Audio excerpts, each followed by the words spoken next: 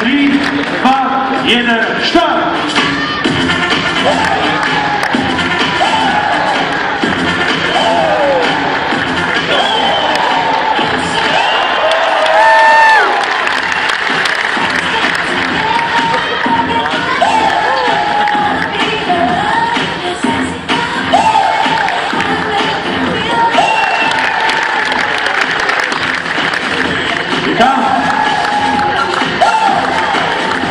Jaký čas? Já jste v polovici?